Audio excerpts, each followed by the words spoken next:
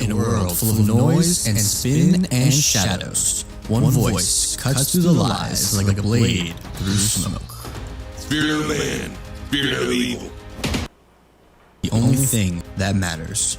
Dance with the devil, walk with the angels, and the truth shall set you free. This ain't for the faint of heart. This ain't for the easily offended. This is where real talk lives. Because if it ain't black, it's white. Welcome to the one, the only, the Robb Crocker Show. All right, ladies and gentlemen, children of all ages, welcome to the Robb Crocker Show. My name is Alex Gonzalez. I'm here with JB, Jared Burrows, in the studio. How are we doing today? Doing fantastic. It's not raining, and welcome back, everybody. Yeah, our good luck charm in terms of rain is actually out of the studio today. I'm introducing Robb Crocker, host of the Robb Crocker Show. How you doing? I'm doing great, guys. Dance with the devil, walk with the angels, and watch it rain everywhere I go. Pretty much. It's been raining since I got back to North Carolina, and I figure when I get back to Florida, it'll be raining. And we have a new destination for a special show next Tuesday, so I anticipate it will either rain or it will snow where I'll be. I was just going to say, it's a possibility of a new weather update depending on the location you are next week, but we'll find out more about that next Tuesday, 8 p.m. Eastern time still, which will be different time zone for you, but you guys don't have to worry about that. Anyway, Yep. I'm excited for it, but let's tackle this week first. Man, as we always say, it's amazing what can happen in 1 week's time frame from last week to this week.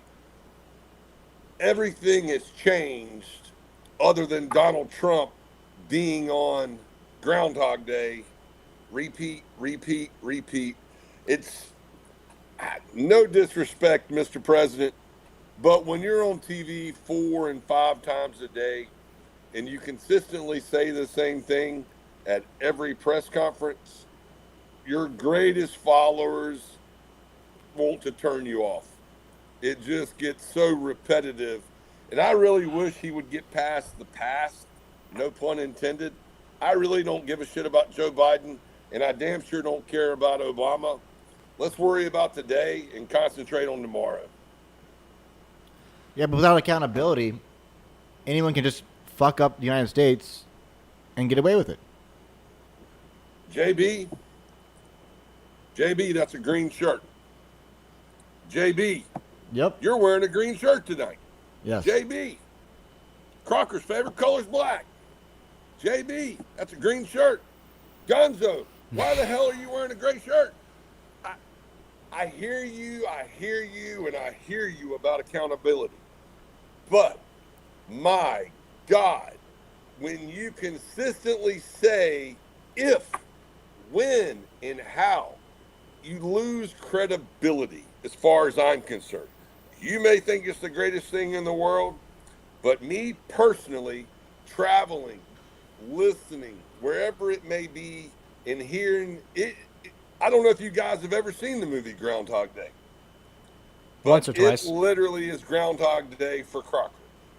So, but he's done a phenomenal job, and believe me, he's going to tell all of us how great he's done. There is no doubt about it. That's for sure. I understand where you're coming from in terms of, constantly hearing the same thing over and over again. And I do think that if I look at it based on his previous administration, it was kind of similar. But when you look back, so much was done. I think that in terms of what we're hearing, especially if you're hearing it from the media, it's all going to be repeats and sound bites. So that will drown out the noise of what's actually going on, because obviously they're just going to focus on the 3 main headlines that day or the 3 main sound bites. But I get where you're coming from. But I did find the new walk of presidents to be very entertaining, that he did a new hallway where there's a portrait of everyone's headshot, and you get all the way down to 46, and the portrait is of an auto pen. I find great humor. Yeah, that is pretty funny, and I'm shocked that didn't go and get. I'm shocked that that wasn't as big of a deal as it should have been. Meaning, like, obviously, everything this guy does, he gets hate for. I'm shocked that that didn't go as viral as it could have. Let's say. Well, because the mainstream media, the more light they bring to it, more people like dig into it. I agree with what JB said, Gonzo. I think if the mainstream media would have highlighted that, it would have elevated, well, why is that so relevant? What caused that? And so I think what JB's saying is it would have brought more attention to Joe Biden's or President Biden's lack thereof ability. No, I think Joe Biden is the proper way to address him. But yeah, I get what you're saying. All right, well, I'm right there with you. But let's get on some topics that I actually saw and I heard this week that brought a lot of light to me. We talk about let your eyes see and let your ears hear. I saw some things this week to where I actually saw fear in men's eyes. I heard fear in their voice. And I think what the United States is doing with this cast net of throwing a net out in different areas across the country to try to catch illegal Latin Americans who have either committed crimes or their crime alone is being in the country by crossing the border without getting the proper documentation.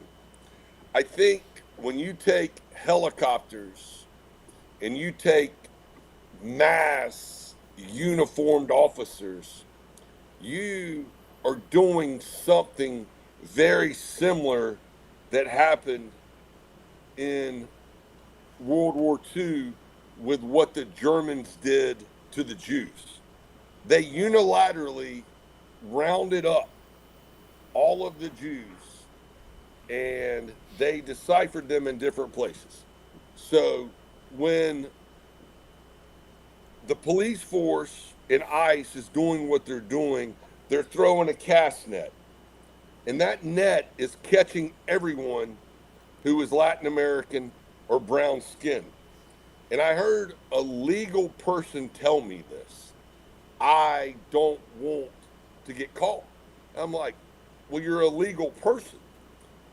It'll take 4 to 5 days to get processed to find out that I'm a legal person. So I go back to finding a solution instead of continuing to come up with the destruction of a unilateral one-way fits all. I think there has to be a better way. I've suggested multiple ways to go about it, but just trying, like in Chicago, I think there was over 100 officers who surrounded one apartment complex to go after 12 people. So it's like anything and everything in life. There's not always one option that's the best option to fit the peg in the hole. So I just think we have to come up with a better solution. I'm just curious if 60 years from now we'll be talking about how 6 million immigrants were killed, just like the Holocaust, or is it not that similar to the Holocaust?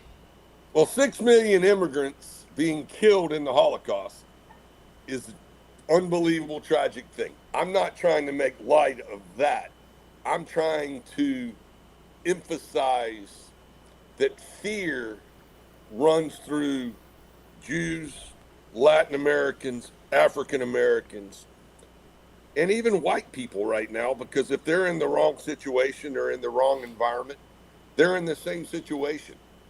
I'm going to talk about it later tonight in the show, but when fear becomes across a man or a woman, it changes.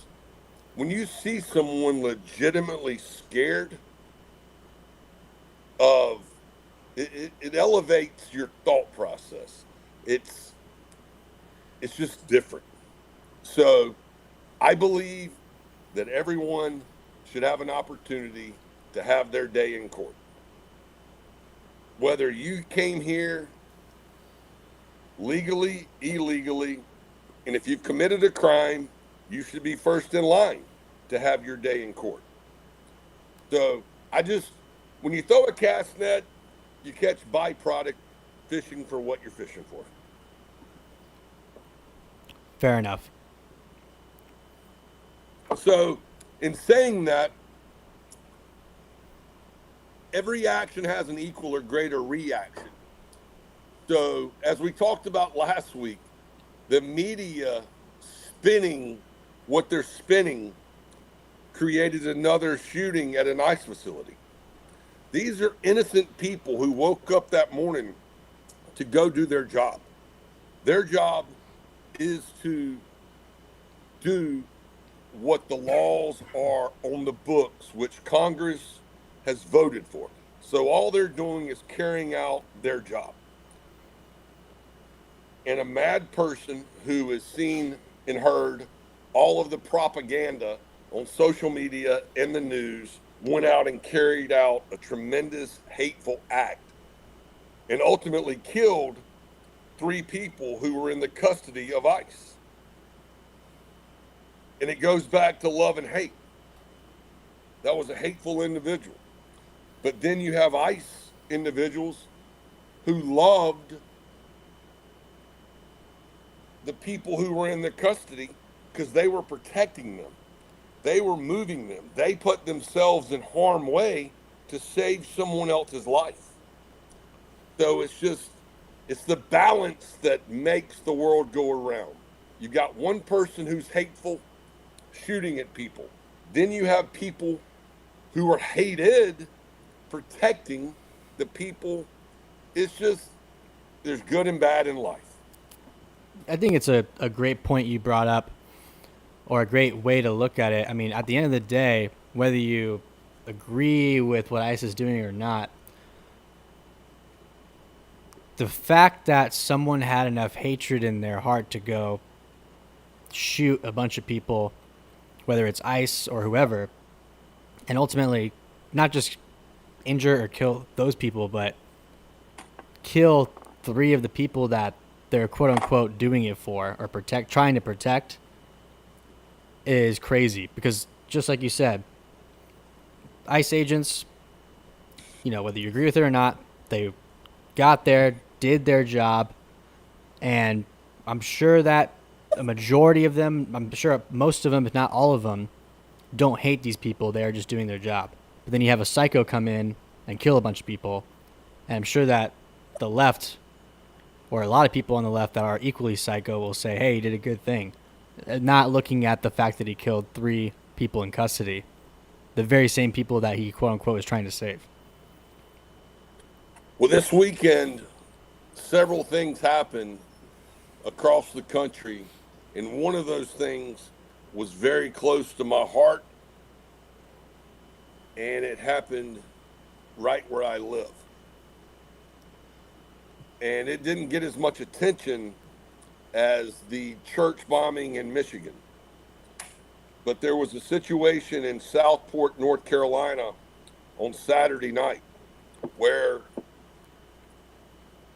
an individual got in his boat and got off outside of a bar/restaurant at 9:30 at night. I don't know if you guys have even seen this, but he shot at the restaurant bar, killed 3 people, and injured 8 other people. And he proceeded to leave in the water, in the dark, went down the ocean, got in the Cape Fear River, went up to a boat ramp, and fortunately the Coast Guard or a neighbor, he was apprehended. But when it was said and done, he was a former Marine who had been discharged and had received a Purple Heart. So we talk about a lot on the show about mental health, and and the people who were killed were all tourists in town. But when I said it touched my heart, is my daughter was in Southport. So she could have very easily been in that bar or restaurant when that took place. So you don't realize how valuable and lucky we are that we are not subjected to more situations like that to impact us on an individual basis. Yeah, and first of all, no, I actually didn't even hear about that. And that is obviously very crazy and unfortunate that it happened. And like you said, personally, having your daughter there is even a whole nother level of just, I guess like fear and anxiety. God, thank God she's okay. Yeah. But the fact is, people were obviously injured and died because of this psychopath. And it's unfortunate that, I don't know the full story, obviously, but you say he was discharged from the military. Honorably. He got too. hurt in one of the wars. Yeah. Regardless of that, though, I mean, Oh, okay. yeah, but I mean, Yeah, regardless of that. PTSD is a whole conversation. Yeah. I mean, whether it was that or not, I'm not sure, but I think it's ramping back up. We're back in those. At least they're telling us everything that's going on, all the shootings and all the. It does seem Good. like awkwardly coincidental that he went on a boat. I'm guessing it was one of those. You pull your boat up to the bar, a restaurant, walk off, and probably sit outside. That he would go attack a place and then get back on and kind of run away. He was it literally. motive? They're saying all the reports up here. It was a premeditated attack that he had evidently had planned this in advance. Yeah. And as a Marine, he has the ability to do tremendous things with a weapon because he'd been taught. But when 3 people are killed and 8 others are injured, everyone in that restaurant is going to be traumatically affected for the rest of their lives. Yeah. So I don't know what JB was on the PTSD. Anytime someone has been in the situation that those guys and girls have been in, they need to have people they can talk to and have help, that if stuff's not going right, they can talk to someone. And I know a lot of those people enjoy shooting firearms. That's a way for them to survive. But I don't know that everybody should have a firearm if you're in the mindset. But then I say that, and we're going to go into Michigan. An individual drove his truck into a church who was a former military person and set the Mormon church on fire, killed people. I don't know. I don't want to use the word crazy. Gonzo used the word psycho. There's people who are hurting in society that the 3 of us may not know that are hurting. But I don't know how to help people unless they ask for help. I've never turned anybody away that's ever said, Crocker, can you help me? But I know Gonzo, you would not. I know JB, you would not. But unless we know someone's hurting, how do we help them? Well, I do think in terms of the military conversation, obviously we know that the vets in general are not being taken care of. Essentially, a lot of times, once they get out, they're pretty much on their own, and they have to struggle to Apply to the VA, right? well, yeah, get any sort of benefits or help, period. And I think that whole system, people say it all the time, that system is flawed big time.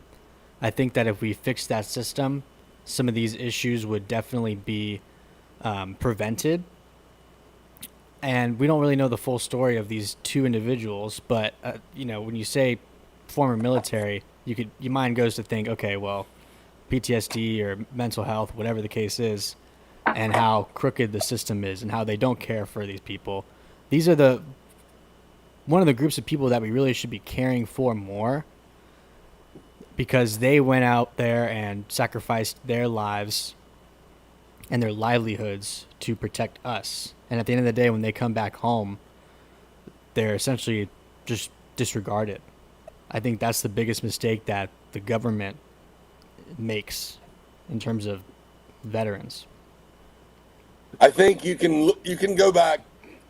None of us that were around during World War I or World War II, but when those people came home, they were celebrated as heroes. And then the Korean War, you don't hear a lot talked about that. Then the next war you actually hear a lot about is the Vietnam War. And I think that's the first time you actually saw division and hatred towards our military. Because when those individuals came home, they were the first individuals to be treated unfairly. They were judged and characterized because they had fought in Vietnam, ultimately defending America. They were doing what they were either drafted to do or signed up to do. But they represented the United States of America, and they were American citizens who got back and were treated completely unfairly. Well, I definitely think that regardless of how you view the war itself, it's not right to take it out on the people that are being sent over there to fight it, because it really isn't their decision why they're fighting the war, who they're fighting against. Like you said, they signed up to defend this country, and if the leaders say, okay, you have to go here, they're getting on a ship or getting on an aircraft of some sorts, going over there and doing their job. And it's not necessarily, it's completely unreasonable to blame the actual active members of the military for what is going on. And I think I agree with you. When they came back over and were treated that way, it's completely unfair to them. Yeah, because I'm pretty sure everyone has to serve a minimal amount of time, or you get a dishonorable discharge. I could be wrong. And if you left while on duty, that's AWOL, which is also even worse. Yeah. It's even worse. So it's not their choice. They did sign up for that. I wore this specific shirt tonight based off of what the Secretary of War, Pete Hegseth, said today. Wokeness breeds weakness. We've allowed the people who defend the United States of America to become part of DEI and equality. And I was driving today, so I listened to him speak. And I always say this, he spoke very passionately today. And what was more impressive is he did it off the cuff. He didn't have any teleprompter.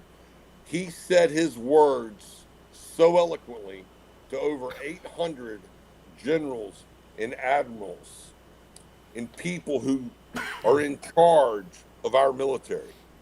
And he changed the direction, the narrative of what matters in the military. Where, I don't know if you guys have heard, it's a standard. Whether you are a man or a woman, if you are going to be in a position to where you're going to be on the battlefield, you have a certain criteria that you have to meet. Woman or man, he was very specific, and he said there'll be women who won't be able to meet it. So be it. There will be men who won't be able to meet it. But do you want to be beside someone fighting with them who can't carry you off the battlefield? Exactly. Or weak link beside you? So ultimately, he's getting rid of people who were given positions because of their sex, their ethnicity, whatever it may have been, he's going back to merit base. Either you can do it, you earn it, and you get it, and you have it. 100%. If a private company wants to run their business into the ground with DEI, that's fine. But when it comes to the American military, one of the most important aspects in terms of defending this nation, there should be absolutely no DEI. I agree with him 100% when he says that there is a standard that needs to be met, and it doesn't matter if you're male or female, you have to meet that standard, because at the end of the day, a lot is on the line. It's not just us back at home, but especially the people that are out there on the front lines, active duty. Your brothers and sisters, they depend on you as much as they depend on themselves. And if you can't meet the requirements to, for example, like you said, carry your man off the battlefield, then you shouldn't be there. I really think standards also sets goals, which equates to accountability long term. Because if you're able to set that standard, people must rise to that occasion. And if you cannot, then we cannot guarantee or hold people accountable for what they're doing out there. And that's essentially keeping you safe. I mean, all of us safe. If you have an individual, guys, who is overweight or fat, and you've got 100 or 200 people under his direction, he is not going to have the respect as an individual who's out there training with them, who is fit, ready to serve, whether he's 40, 50, 60, whether he's been in the military 30, 35, 40 years. You're not going to be fat. If you're going to be in this military, you're going to be fit. You're going to do PT every day. You're going to be a leader. You're going to be something. And it makes sense. If you go to a doctor right now, and that doctor's 350 pounds trying to talk to you about being healthy, it's going to go right over your head. You're going to be like, come on, man. Give me a break. Yeah, immediately finding another doctor as soon as possible. No, it's like hiring a personal trainer who's overweight and then telling you how to lose weight. It doesn't make any sense. Or same thing with nutritionists. Like a PE teacher. Yeah. A PE teacher who's teaching young people.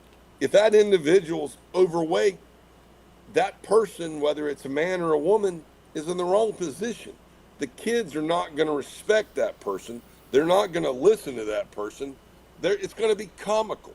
It's repetitive in so many things. It's like having a chef at a restaurant.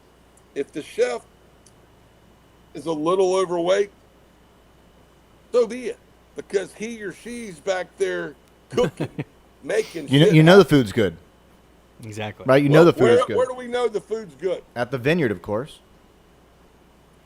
Not saying the chef or anybody back there is overweight. We were using that as an example. It means that you're allowed to be, because obviously when they make food as good as they do at the vineyard, sometimes you can't help yourself but Get a eat the second food. entree. I mean, been there, done that. Get a second entree, a third entree. Jared, I've seen it personally. 3 entrees in one sitting. It was awesome. But, at the end of the day, you can't blame him, because that food is absolutely amazing. So if you haven't yet, like we always say, you got to go to the vineyard and get the meatloaf, the steak. You got to go in the morning and say, hey, make me a Crocker Bloody Mary. Maybe they'll do it for you too. I don't know. If you drop the name, I'm sure they will. But definitely check out the vineyard. If you're there for lunch, always, I didn't even know how to say parlez-vous. But if you're there for lunch, it's absolutely phenomenal.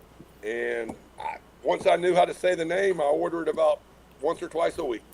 Scott said that Jared is sampling when he goes to the vineyard. That's a great way to describe it. I really appreciate your support. Because honestly, let's be honest. You look at that menu, you go, man, everything looks so good. You can't just order one thing. And they close in an hour. What am I supposed to do? Well, tonight you could probably get there about 9:15. Go in and ask for an order of calamari, and I'm sure it will be phenomenal. And HB will be back there, and she would do it with a smile. As they always do. So, well, we're going to go from food to drinks. I made an executive decision about, I still haven't come to the conclusion what makes a habit. I was told 2 days, then I was told 4 days, and I was told 7 days, and I was told 21 days. I woke up one morning and I told myself, I'm going to take a sabbatical from vodka. So I think I'm on day 9 or day 10 now. I haven't had a vodka drink. So, are you going sober, or are you just saying no vodka, I'll switch to whiskey or gin? No, cheers. Flying Machine Brewery in Wilmington, North Carolina. Altamar, a Mexican lager. No. I could wake up in the morning, JB, and I could say I want a Bloody Mary. I just woke up one morning and said, you know what? Take a sabbatical. And I'm not saying, I'm definitely not going off the wagon or on the wagon or anything like that. I just have one of those personalities to where it's either going to be all in or not. So I could get on an airplane and want a Bloody Mary, and I might have one. I mean, we'll see what happens when you get to Colorado and all of a sudden there's some new Branch and Barrel vodka available. I feel like there's exceptions that are going to be made, and I'm not blaming you, but let's just see what happens. Worst case, There is no doubt. you have the whiskey available. I fully agree. As in Rome, do as the Romans do, right? Yes. So, all right. Well, one of the things that I've been very passionately about, and I speak passionately about it because I think it's a fucking joke, is Mom Dami even have the potential to become the mayor of New York City. I think you're talking about catastrophic failure. You and everyone else watching will see the financial city of America crash and burn because so many people hear the word free. They hear, it'll be better. Well, it's not going to be better. So I think the race is getting closer with Eric Adams dropping out. I don't know if you guys heard that. Yeah. So I think that that's an opportunity for someone else to win. And I tell people all the time, is that someone the best person? Maybe not. But that person is better than the other person. That's the reality when they give you 2 or 3 choices. It's not going to be the best person. But Eric Adams is running a Democrat, right? So there's no more. Was Okay. technically no, he was running as a independent Then who- because Mamdani is the official Democrat nominee. Yeah. So you have, I think Cuomo is still in as an independent. He's the independent. Cuomo's in Yeah. as an independent.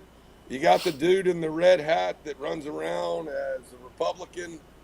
And if he were to drop out, which I doubt he does, he's a good guy, but he's just wrong guy, wrong time, wrong place. It's almost like they're setting up to split the vote so Mondami does get in. Well, the thing about it, when Mamdani won the Democratic primary, I think he won with like 900,000 votes. What's the population of New York City? Like 16, 17 million? That sounds about right.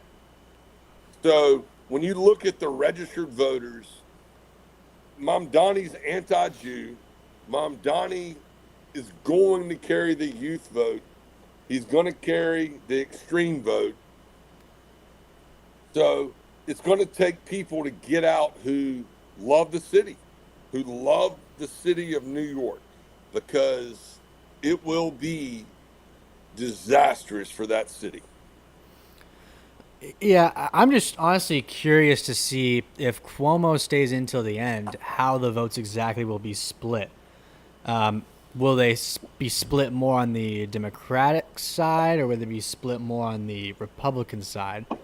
I just don't know if. I mean, New York's elections have gotten closer and closer recently, so I'd imagine if there's more and more Republican voters, we could see a possibility of Cuomo splitting the vote actually away from Mamdani. But historically, have you ever seen that happen with an independent splitting the vote away from a Democrat? Usually it's away from the Republican. In the case of New York, yes, I agree, especially New York City. Well, whatever it takes, however it happens, as New York goes, the rest of the country will follow, because you will see the rallying cries behind Mamdani. If he were to win the mayor of New York City, you would see the next 2 years up until the next election, the chaos brewing of whether it's AOC, whether it's wokeness breeds weakness. That's as woke as you can get. I think based on what you're saying, it would mostly follow through with the cities that are already lost. Like, LA or San Francisco. Minneapolis has fallen. Chicago. These types of cities. I don't think that the rest of the country would follow, but definitely some of the big cities will be in that predicament as well. That's why it's critical in the midterms that we hold the House, because if not, you will see everyone fight once again to eliminate the Electoral College. Because there's a lot of people across the country who don't even know what the Electoral College represents. But the Electoral College is the checks and balances for the United States of America's political domain. I think at the end of the day, it's people here in Florida that run big housing companies and development companies that are pushing for Mamdani to win, because more and more New Yorkers will come to Florida and they can continue to develop here in Florida and make a bunch of money. That's the conspiracy right there. Well, I know a guy who don't want that motherfucker to win, and I want every New Yorker to stay in New York. That's the general consensus. Well, here in about 3.5 hours, the government has the possibility to shut down tonight. And you will see Democrats blame Republicans. You will see Republicans blame Democrats. And I don't even see how it's plausible that they can't agree to stay open. Oh, I can, because the Democrats, once again, want something for nothing. I think at the end of the day, as we've seen before, when the government shuts down, guess what happens? The world keeps moving on. It's insane. I've survived so many government shutdowns. It's crazy. I think if you can survive COVID, you can survive a government shutdown.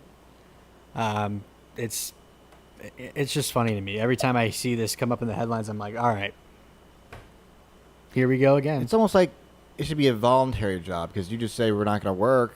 Why still pay them? Well, that's what they did during COVID. That's what happened. I think it needs to happen, because it's like you will see what you ultimately don't need. You will see that the country, like Gonzo described, will continue to function. And we'll go on. Kumbaya, baby. And you'll have the ability to terminate all of the people who do not provide a significant service to the country, and you won't miss them. They're not there to provide something that we need on a daily basis. They are there getting a paycheck. I guess at the end of the day, too, I like what you're saying, where we could take this as an opportunity to see what isn't actually necessary and get rid of them. But the reality is, will that happen? Well, that's Congress and Senate are elected officials, so you can't just fire them. Right. Speaking of those officials, JB, the funniest part about the whole scenario, if the government shuts down, guess who will continue to get a paycheck, no matter how long the government shut down. That would be the congressman or woman and the senators. It's amazing how they voted to set that up to where they're not impacted when the other people are. This goes back to what I say over and over and over again. Once you're elected to Congress, once you're elected to Senate, you have hit the lottery ticket. If you get in, you will come out set for the rest of your life. So what you're basically saying is the most useless, quote unquote, employees in the government are still getting paid, and the ones that actually might do something relatively effective are not getting paid. Absolutely. It's the biggest joke of all times. 2 terms for senators, 4 terms maximum for Congress. That puts a senator in there for 12 years, a congressperson in there for 8 years, and it gives you a dynamic to where you get to go through 2 different presidents or the president for 2 terms. As Scott says, the congressional lifetime pension should also stop. I agree with that. Now, the highlight of the week that has made me Google something. From what I studied this week, anyone under 30 uses Google 80% of their time to predominantly get an answer on how to successfully live on a daily basis. Whether that's cooking, whether that's directions, whether that is anything. They use Google just to ask, what time should I wake up? So, do either one of you know who Bad Bunny is? Yes, I do. JB? Yeah. Somebody find me a little snippet of a Bad Bunny song. Because I have no idea, other than reading that Bad Bunny will headline the Super Bowl this year. Which I find to be so ironic, as the United States has an all-out war on Latin Americans, and they pick a Latin American to headline the Super Bowl, who hates Donald Trump.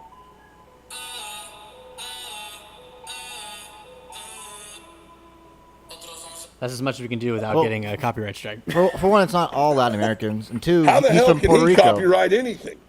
He's a Puerto Rican. Yeah, Which is an American citizen. yeah, American, yeah. But it doesn't matter. That's a worldwide issue that we're dealing with. So it goes back to the division of the country, that you found someone who was willing to play the Super Bowl, who's a Latin American, who's not bringing unison for that game. He's going to be a division of that game. There will be people who don't know who he is.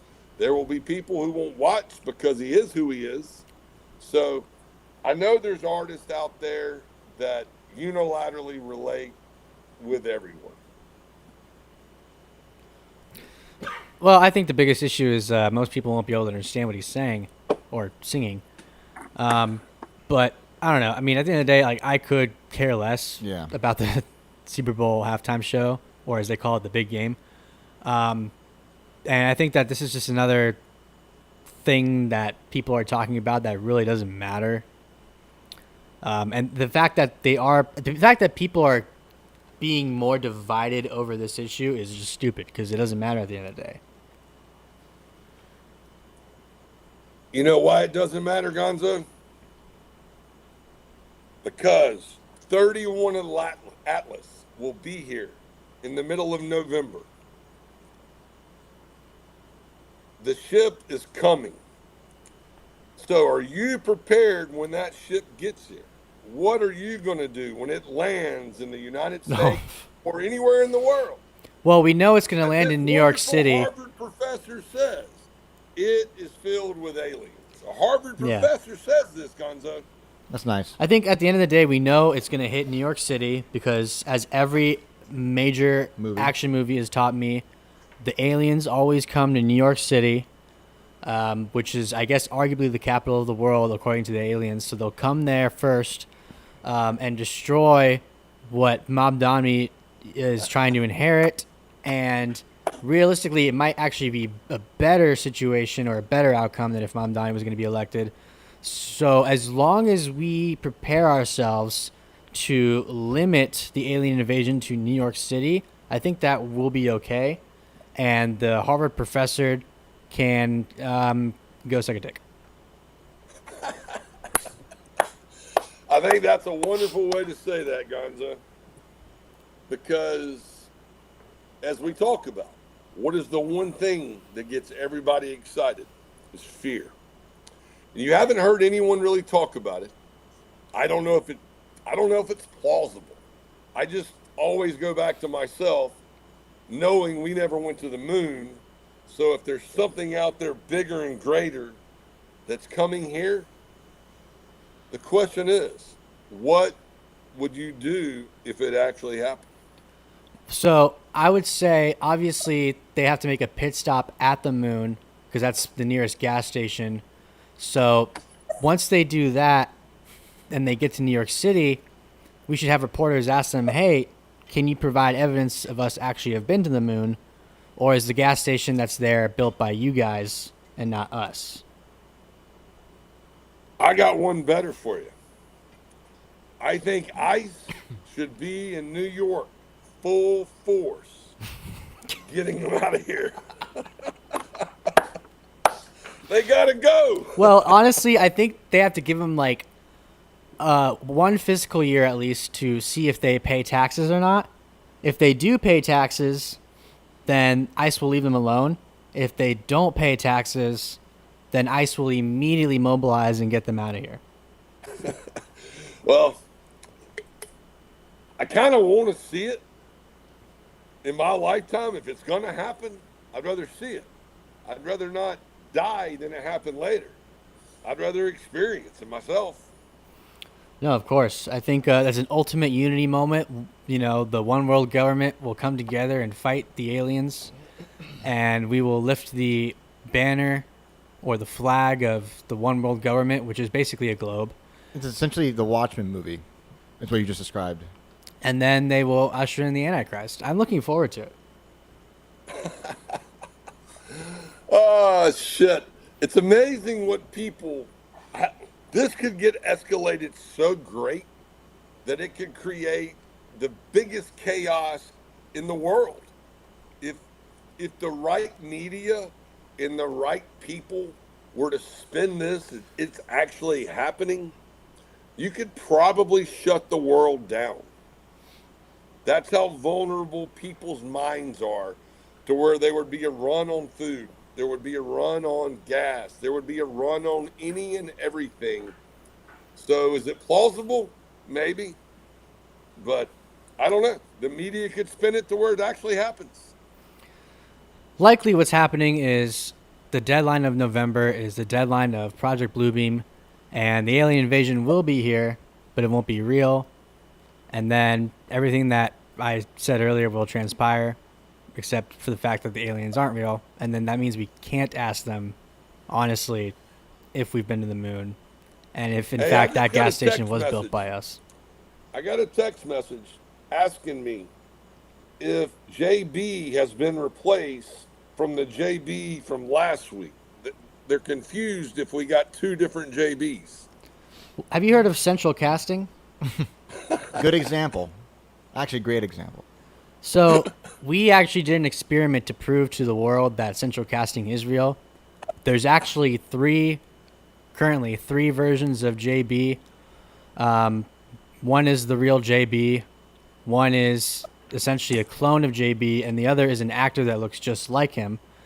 And I'm glad that someone finally caught on, because for the past year plus, we've been switching them out constantly and making up different excuses. So, I mean, at least now we can show the world that central casting is real.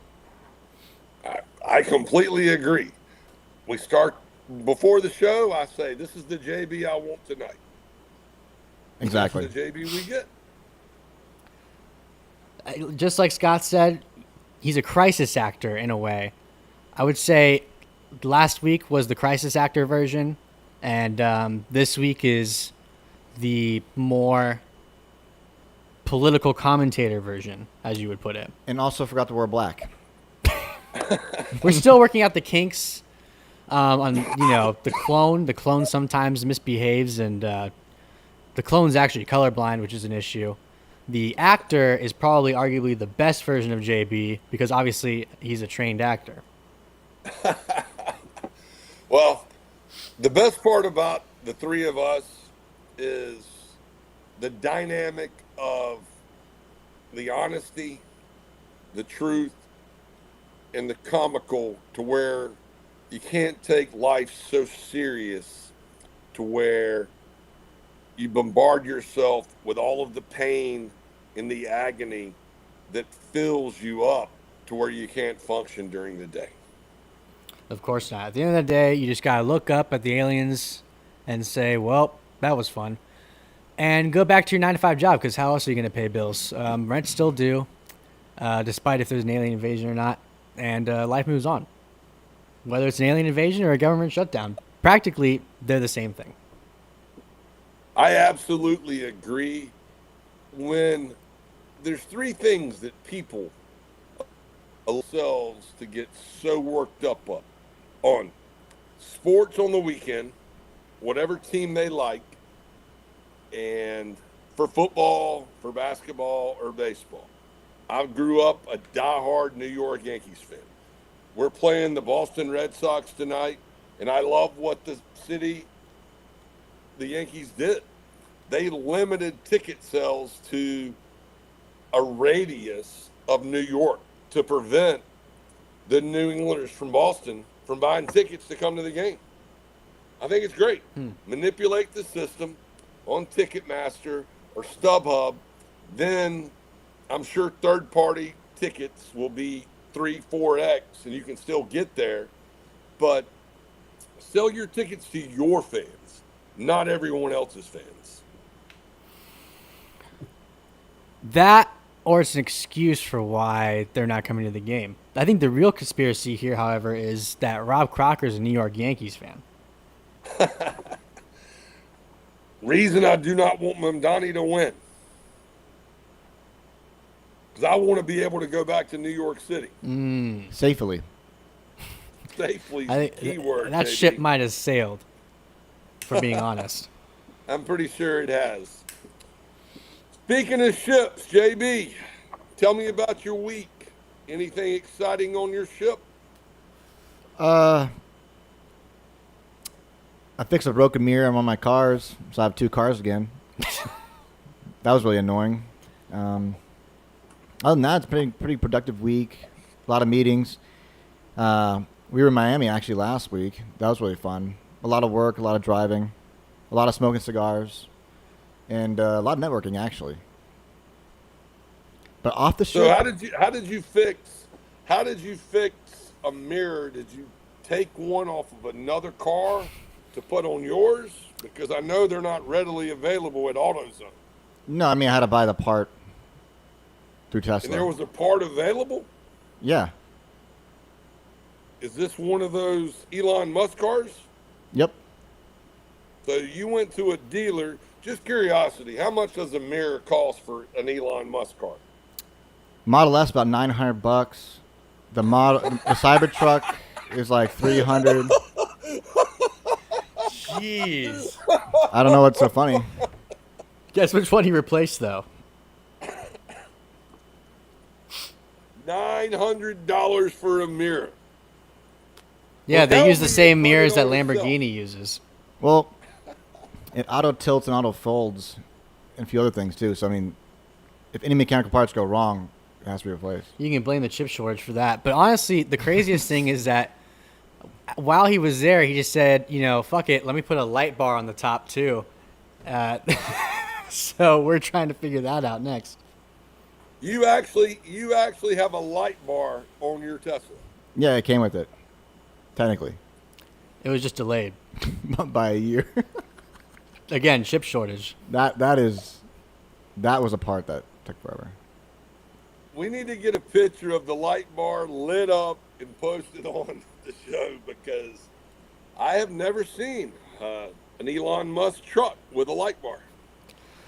Yeah, I think this is like the first of its kind, at least if you're talking OEM.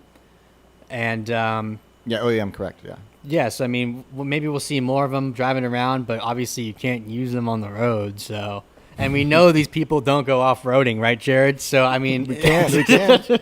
We definitely can. Has the Elon Musk truck been off road?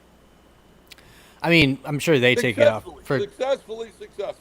I haven't met a Cybertruck owner that's taken it off-road, so I don't know. All right, Gonzo, what about you, my man? Yeah, I mean, similar week to JB. We got a lot done. We were in Miami, going to a bunch of different places, spreading the good word of premium cigars. Had a productive weekend as well. Just did a lot of work and more local drive arounds and trips and stuff. I had a very successful week. Not much I would like to get off my ship, so I'm glad we're talking about the positive things. I will say, though, the rain has been not the same time every day. Now it's scattered throughout the day, so it's a Yeah. little more fun trying to figure out if it's going to rain at noon or if it's going to rain at 8 p.m. Yeah, I think it rained around 4 p.m. and then 7 today. But not 8 because Crocker's not here. I know. So it stopped. It stopped at 7:59. Well, I'm glad to hear that tonight. You used a good word, Gonzo. Positivity. Positive. And I don't know how we can spread positivity without everyone doing it.